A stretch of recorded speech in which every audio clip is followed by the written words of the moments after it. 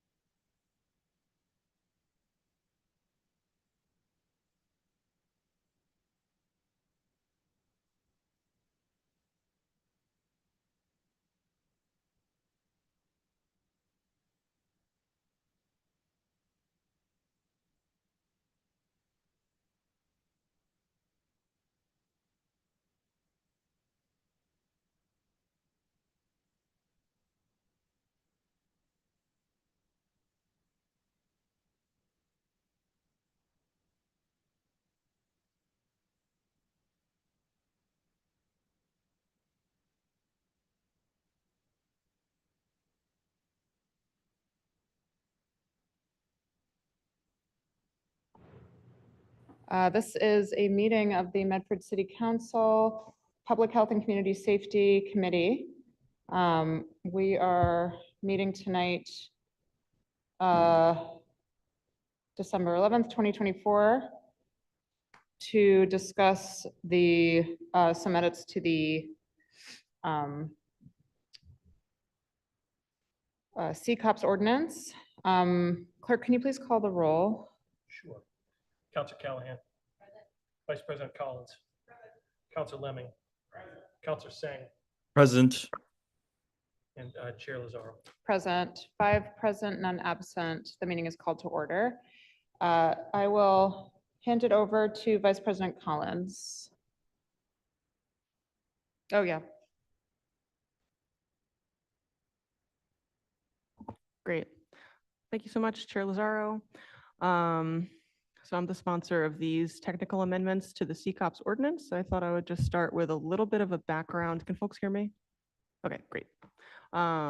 Just thought I would start with a little bit of a background on the CCOPS ordinance because this was passed in the previous term when some members of the council were not yet part of the council. So just as a super quick background, this is an ordinance that the city council worked on between 2022 and 2023. I think it was being workshopped by constituents for a long time before that, but that's when it was on the council's plate and being worked on in committee. We collaborated with residents, the Public Health and Community Safety Committee at that time, city staff, the chief of police to create it, and it passed about a year and a half ago, maybe a little bit more now in 2023. So this ordinance stands for Community Control Over Public Surveillance. In a nutshell, this is a way that that provides for local communities to have oversight over what surveillance technologies and data may be used by different branches of their municipal government.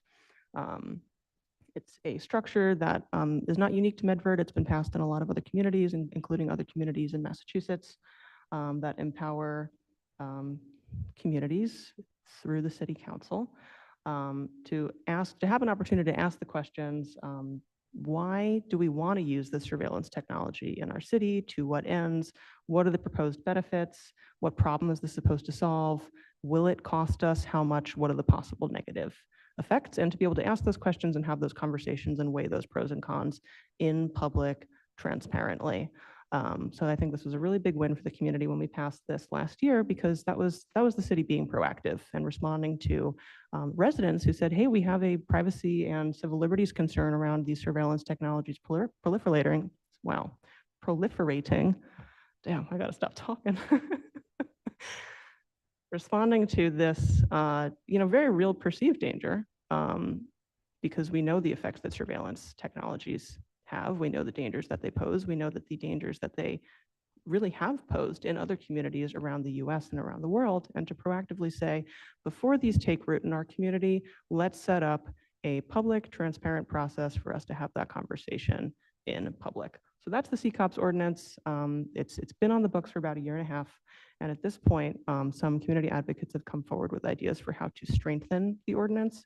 And I also just want to say that it's not unusual for us to do this. It's not unusual for us to go back to an ordinance that either maybe was passed a long time ago or that was recently added or updated and say, now that this has been in play for a little bit, that implementation has shown us some cracks that we can go back and fill. We did this recently. The zoning recodification that was done before I was a part of the council 2 terms ago, when those zoning tweaks were put into effect, that gave the planning staff the opportunity to say, now that we've put this into practice, now that we're working with this, we've actually noticed a couple things that we missed, that were misstated, that we should just go back and fix so that this works the way that we mean it to. So this is just part of our legislative process as I see it, to say now that we've got the wheels on this thing, we can see it in motion, we can see what we want to tweak so that it actually operates the way that we always intended it to. So if I may go on, that brings us to the 2 suggestions from the community on how to tighten this up. And I am happy to just go through and walk us through those two technical amendments, unless other councilors want to cut in first with questions or comments or anything else.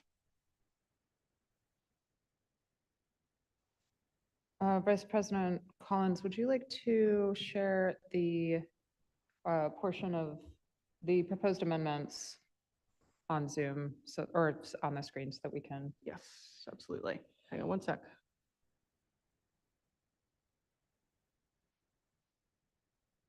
Let me just get my windows in order.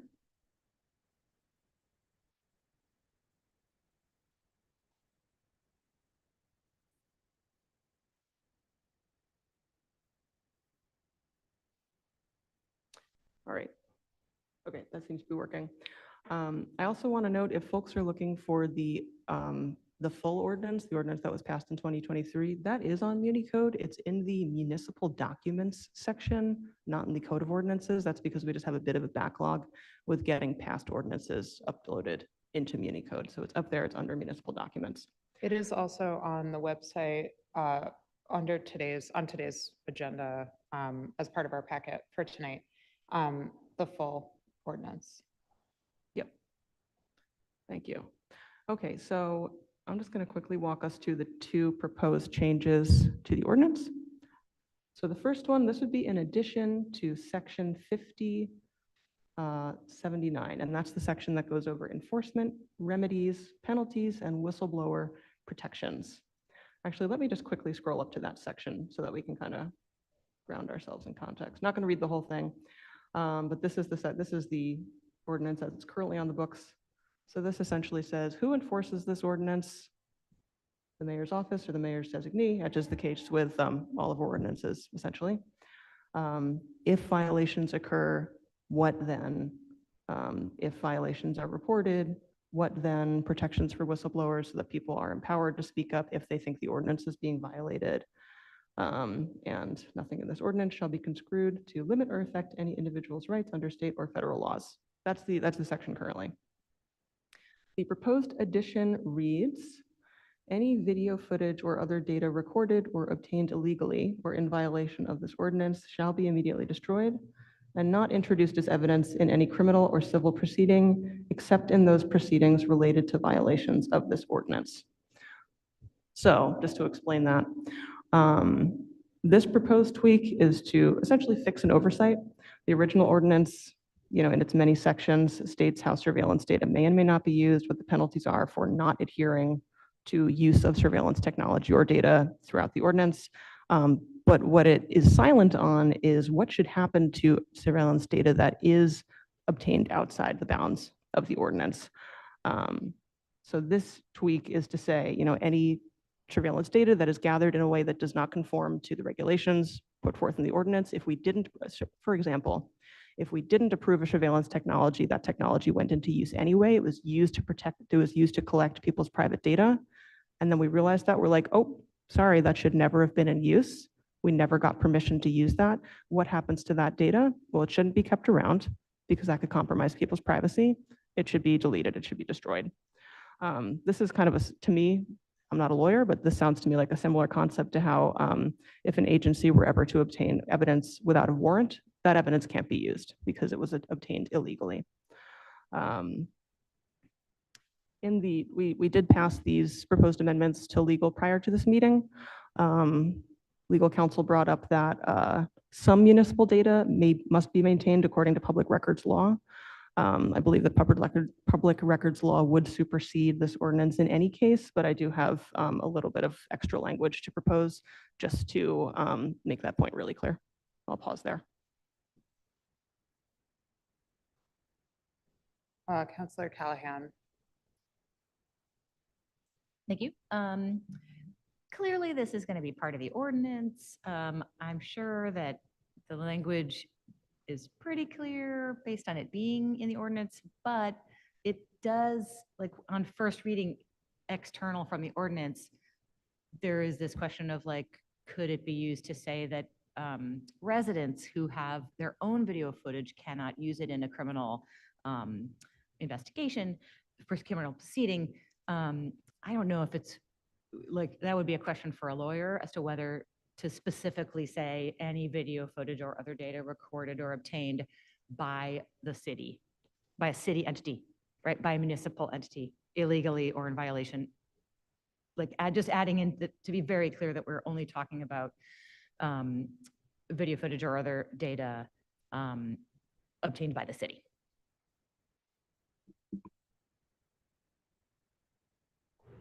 Sorry, I'm getting used to the mic system still. Vice President Collins. Thank you for, thank you for that point. This is something that, I'm glad you brought that up. This is something that like understandably was raised when we were going over the ordinance the first time around because of the, there's Ring and Nest cameras, everywhere you look. People have that kind of technology now. I think we can certainly look at making that clear. I think elsewhere in the ordinance, we took pains to make it clear that we're talking just about surveillance technology that's used by the city, surveillance data collected by the city. And explicitly, this is not about surveillance technology that people might be using to surveil their own private property on their own private property.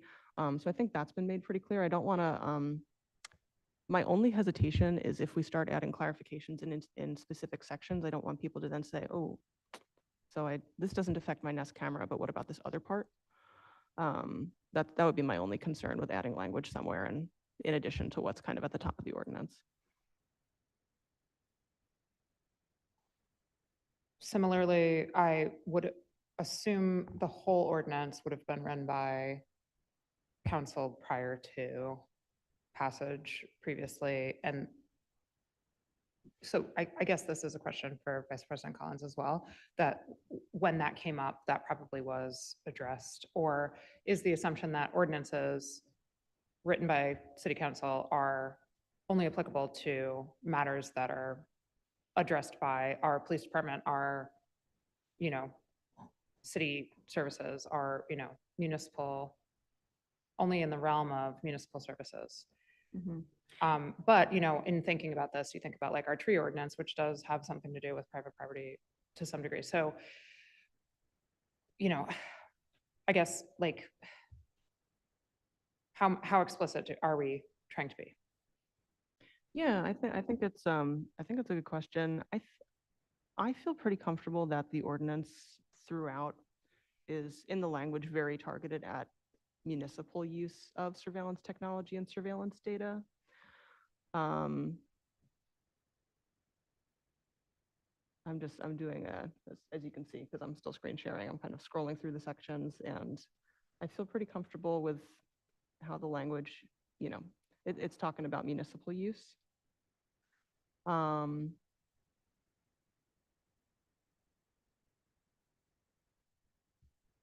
So for myself, I don't feel the need to add disclaimers at this time. But I think it's, I'll pass it back to Councilor Callahan. Councilor Callahan. Sorry, just a super quick follow-up. Was this previously part of the language that was sent to legal before? Yes. Has this language passed through legal at least Yes. once the stuff we're adding? Yes. This proposed addition, all the stuff that we're going to talk about tonight has been was reviewed by legal this Thank you. past week. Yeah, and they Beautiful. had a couple small amendments that I'll mention as well and can put on the screen. I think that makes me feel more comfortable. Yeah. Cool. Thank you. Thank you. So just while we're on this section, this proposed addition, the comment from legal counsel on this section specifically, which just came in earlier today, was again just to, many of the comments that we received when we were working on the initial ordinance was to say, we want to make really sure that this comports with state and federal law, to which, to be totally candid, my response is usually, of course it does. State and federal law supersedes city ordinances by definition. But I also don't think that it changes the intent or impact of the city ordinance to add some of the language or version of the language that was proposed, which would be to add to the extent permitted by law, including but not limited to the requirements of the Massachusetts Public Records Law, the Municipal Records Retention Schedule, etc. Any video footage or other data recorded or obtained illegally or in violation of this ordinance shall be immediately destroyed and not introduced as evidence in any criminal or civil proceeding except in those proceedings related to violations of this ordinance. Because that's essentially stating what should go without saying, but doesn't, because we don't all have JDs. So that would be That would be one addition that I would propose for this, in addition to the addition. Vice President Collins, can you repeat that one more time? So the clerk has, this is an amendment to the language of the first proposed addition per legal counsel. And what was it? Can you say it one more time? Let me see if I can, Or maybe an email. I'll repeat it and I'll also email it to the clerk. Great. Of course, I can't copy over from a Word document. I will email it to the clerk, but the change would be preceding the language that's on the screen. It would say, to the extent permitted by law, including but not limited to the requirements of the Massachusetts Public Records Law and the Municipal Records Retention Schedule, and then proceed with that paragraph. Thank you. That covers the first section. Do we have any other comments from counselors about the proposed addition to section 5079, enforcement remedies, penalties, whistleblower protections? And I think we should talk about the second section before we hear from the public. Sounds great. Proposed amendments, section 5080, certain public-private transactions prohibited. Great. So this change, again, let me scroll up here just so we can look at the original. Section 5080, well, I mean, it's what we're looking at. This is the entirety of section 5080 currently. Current title is certain public-private contracts prohibited. Just one paragraph. So my proposed change would be to keep the first section. It shall be unlawful for the city to enter into any contract for monetary value or engage in any financial transaction with a commercial entity that provides the city with the mass acquisition of privately generated and owned bulk surveillance data. Any contracts or agreements signed prior to the enactment of this ordinance that violate this section shall not be renewed after the completion of the term of said contracts or agreements. And then we would strike the following existing line from the ordinance, which reads, Section 5080 shall not apply to any contract or agreement executed for law enforcement operations or purposes. Then we would add the language, further, it shall be unlawful for the city to acquire or enter into an agreement to acquire or exchange bulk surveillance data that the city is banned from generating on its own with any other government, entity, or policing agency. And it would be also to replace the word contracts in the section title with the word transactions, which is broader. So the proposed change here is to remove that exception. You know, throughout the rest of the ordinance, we say, if you're going to use surveillance tech, if you're going to use or procure or sell or do anything with surveillance data, it has to go through this public transparent process where we talk about it before the city council decides this is worth it or this is not worth the potential harms. With this one exception for a carve out for procuring bulk surveillance data where it's commercially available for the purposes of law enforcement. So this tweak is just to remove that one exception and make it coherent with the rest of the ordinance. This is something that I didn't say at the top of this meeting, but it's something that we talked about a lot when we were going through the initial stages of the ordinance, that this policy is about surveillance tech and surveillance data, but it doesn't outright ban or enable any one use or technology. It doesn't single anything out. It just puts forward this public process that should govern all of it. So removing this exemption would just bring that in line with the rest of the ordinance. I also think that kind of bringing this section into the fold and into consistency with the rest of the ordinance is especially topical right now. State and federal courts have not yet landed on the constitutionality for any government agency to purchase surveillance data that was gathered commercially or privately. So in lieu of a ruling on this, in lieu of a precedent on this, communities like Medford have the chance to be proactive and make sure that upper levels of government, any government agency, can't access their constituents' private personal data without a warrant. And I think that this is especially topical right now because there are a lot of changes at the federal level. I think it's always a good time to make sure in this like increasingly surveilled and digital world that we're doing the best that we can to keep pace with regulations and protections with the incredibly fast pace of technology development. And this is a way for us to be proactive and say, we're not going to wait for these slow moving like upper bureaucracies and upper jurisdictions to weigh in on if our community members' private data should be able to be bought and sold and used. We're just going to say, you need a warrant. No exceptions, no carve outs, you need a warrant. So in a nutshell, there's more to, obviously all this stuff is very nuanced, but in a nutshell, that is the intent behind removing this exemption.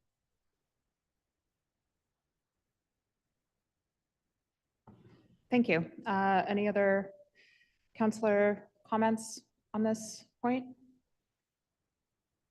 Counselor Sang. Thank you. I just, since I'm on Zoom, I wanted to gather my comments. I want to thank Counselor Collins for these edits and to thank the lawyers and the advocates that she's been liaising with, reaching out to for these amendments as well. I think they're entirely logical.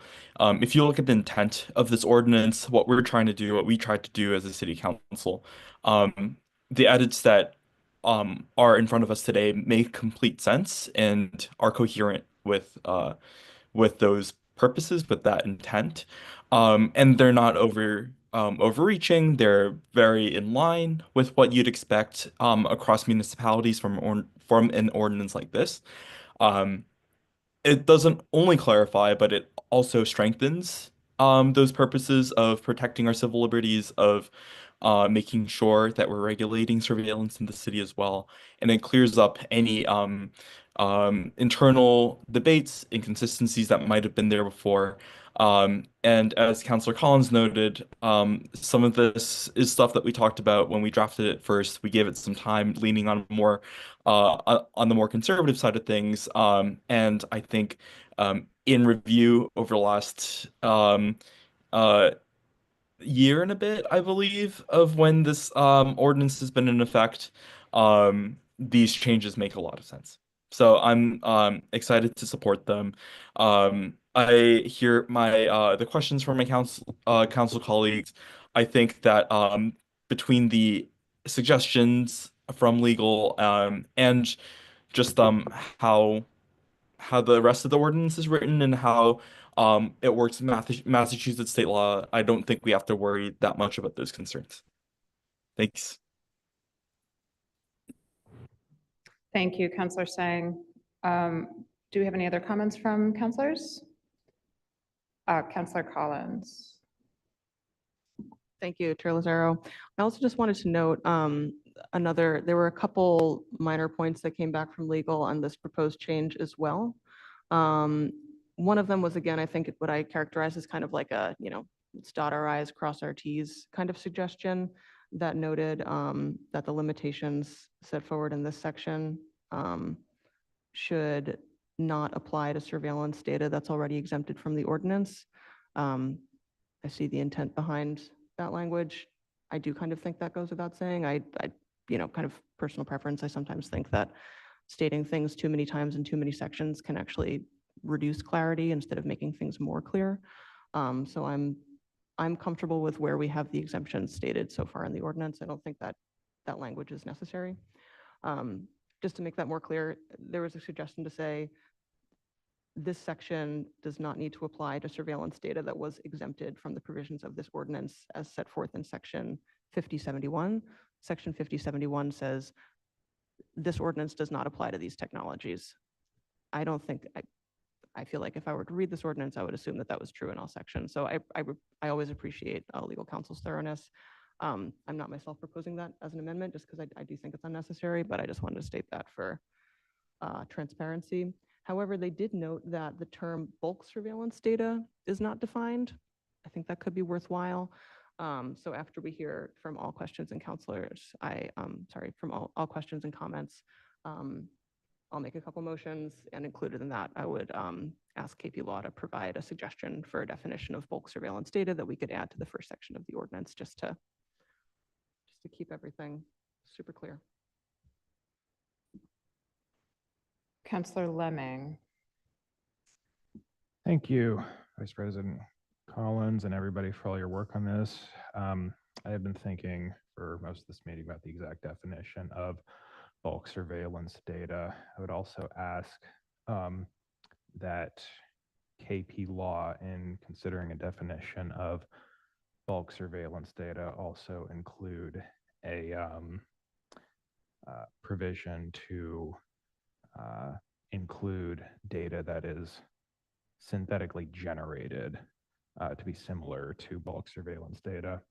So in my day job, I'm actually a machine learning researcher, and that is one loophole that could potentially be used to get around the acquisition of that sort of bulk data. Is you could actually train models that could generate data that's similar to bulk data without actually handing the data itself over to another entity. So in coming up with that definition, I would just ask that KP Law consider that.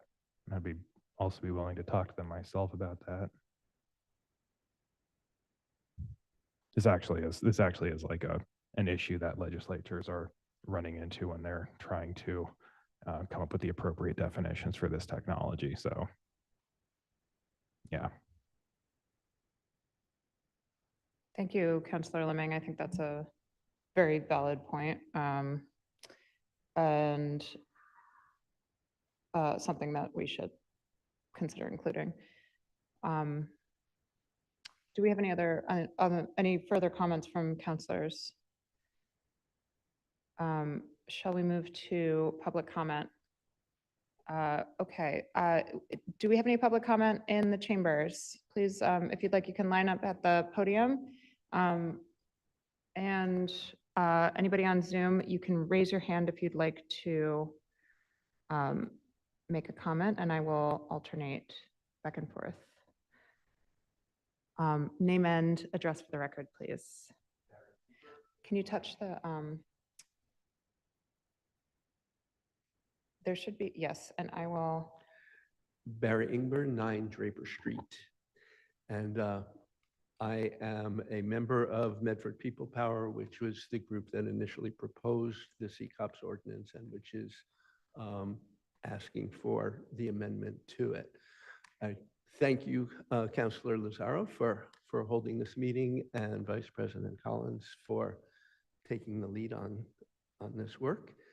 The CCOPS ordinance exists because City Council and Medford residents share a concern and interest around civil liberties, public safety, privacy, transparency in government, and sound decision-making around major financial decisions.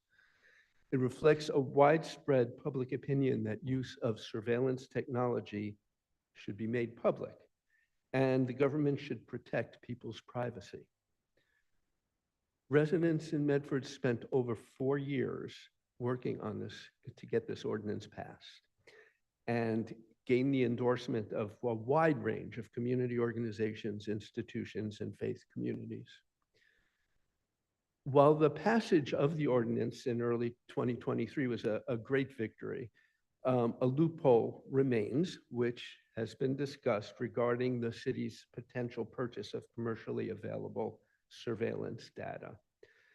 This type of contract potentially threatens both accountability and civil liberties.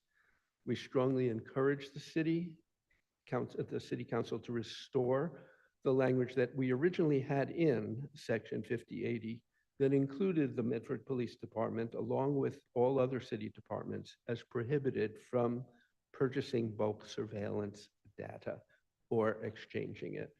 And might I suggest that in looking for a definition of bulk surveillance data that you also go to the ACLU of Massachusetts, and because they are expert in this, and KP Law, for all its strengths, is probably not on the cutting edge of this stuff.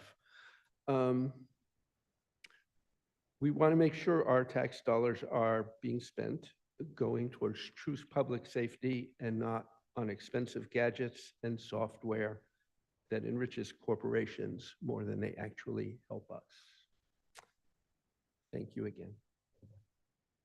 Thank you. I'm going to go to Zoom. David Harris, please state your, sorry. Please state your name and address for the record. Yes, David Harris, 151 Sharon Street, West Medford. And thank you so much for this opportunity, and thank you to the council for considering this. I'm going to speak briefly tonight on behalf of the language under consideration, which I think aligns the city's policies surrounding the use of technology with our shared sense of community and justice. I do so having already provided my thoughts in previous sessions, but as I noted in both sets of comments, I thought there may still be some wrinkles to iron out. And I think that this is an example of the council really showing incredible leadership in trying to think through how to work out those wrinkles. I think I had thought one of these wrinkles didn't exist when we first started, but I'm glad to see that it's being addressed now. I'm not going to say any more, except, I think as we consider ways to kind of reaffirm ourselves as a welcoming city, I think adopting this simple common sense language is kind of a concrete affirmation that we consider all residents of Medford neither commodified data points nor prey, but neighbors. I applaud the council for revisiting the ordinance and continuing to protect us from the known and unknown dangers of unfettered surveillance and data accumulation. That's it for me. I really do appreciate it, and thank you for the opportunity, and I encourage you to adopt this language as amended. Thank you. We'll go back to the podium. Name and address for the record, please. I'm Jean Zotter, 36 Saunders Street. I want to thank the council for considering these technical amendments and Councilor Collins for putting them forth. I'm going to speak particularly to section 5079. That amendment, which is about data that is obtained contrary to a surveillance use policy, so that the CCOPS ordinance sets up a system where if the city wants to use surveillance technology, they seek city council approval, they say how they're going to use it through their surveillance use policy, which you would then approve. So if they go outside of the policy that you've approved, then that's when this section kicks in. And basically, I feel like it sets up a system of transparency with residents so that we know the city's adhering to the commitments they've made in their surveillance use policy, and also holds the city accountable if they don't follow the policy they said they were going to follow. So basically, that's what I wanted to say. I wanted to thank you both. Thank you all for considering these amendments, and I fully support them. Thank you. Seeing no more hands on Zoom, we have one more at the podium. Name and address for the record, please. Thank you. My name is Jennifer Yankel, and I live at 16 Monument Street in West Medford. I want to thank Councilor Collins for bringing this forward and for the work that you've all been doing on the amendments and on this ordinance.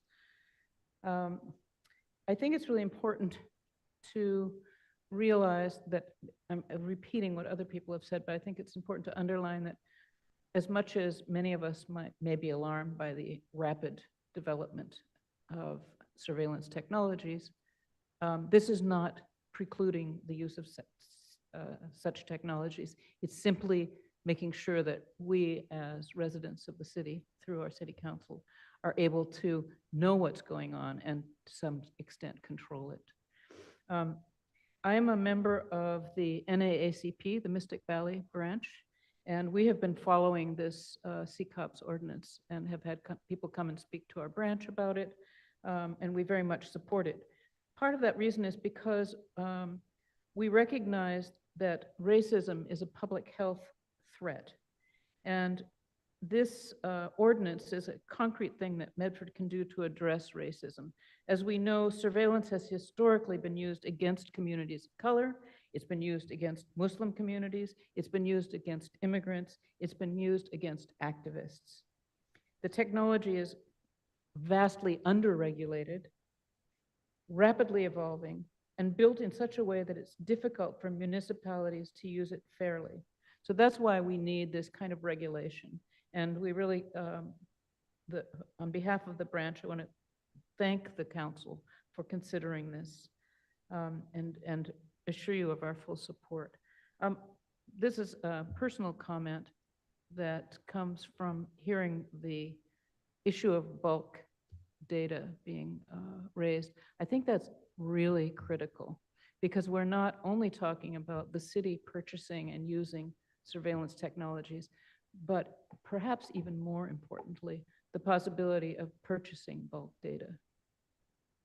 So thank you very much. Thank you. I see one more hand on Zoom.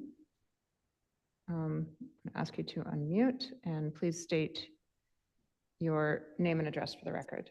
I'm sorry, turn on my camera too. My name is Ellen Epstein. I live at 15 Grove Street, and I'll be brief. I just really want to thank the members of this committee and the people who've been working on this ordinance for being proactive and not waiting until an infringement occurs. I'm a member of Safe Medford, and I can state unequivocally that we all feel that this is important, an important safety move for everyone in our community.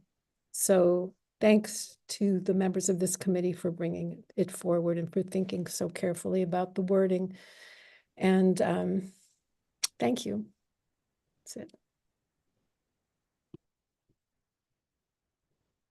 Thank you. Seeing no further public participation, are there any motions on the floor? Vice President Collins.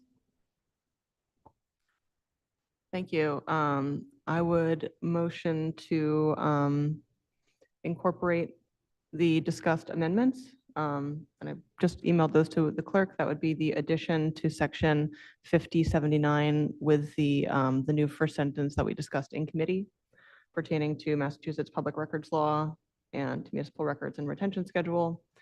And in section 5080 to change the title to say transactions instead of contracts, and to make those line item changes to section 5080, as well as to request guidance on a definition for the term bulk surveillance data. And then I don't want to state Councilor Lemming's motion for him, but pending that, I would also motion to incorporate those amendments and report this out of committee. On Vice President Collins' various motions, seconded by Councilor Callahan. Clerk, can you call the roll when you're ready?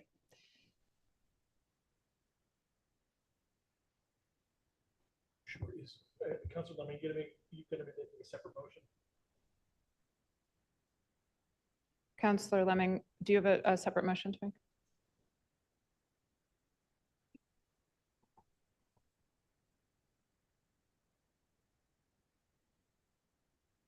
Request guidance on Yes. language for.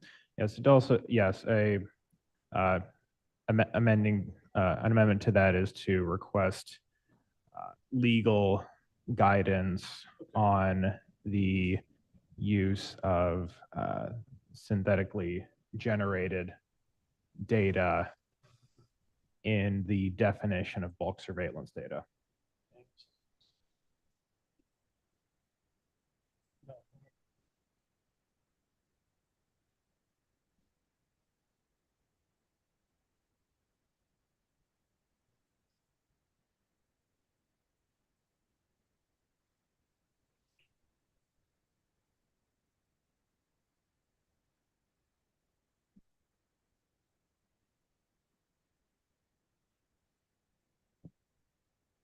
To request a legal opinion on the use of on the definition of bulk data. Request legal opinion on the use of synthetically generated data in our definition of bulk surveillance data.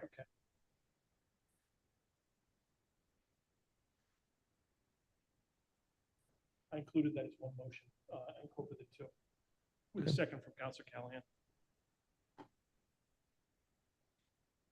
The roll call. Counselor Callahan. Vice President Collins.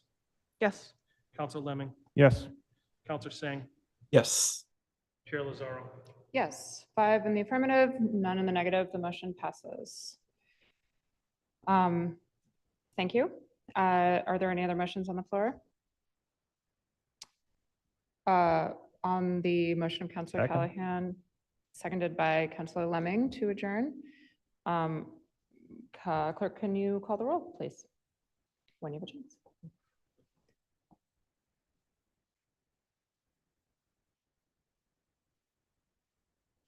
Counselor Callahan.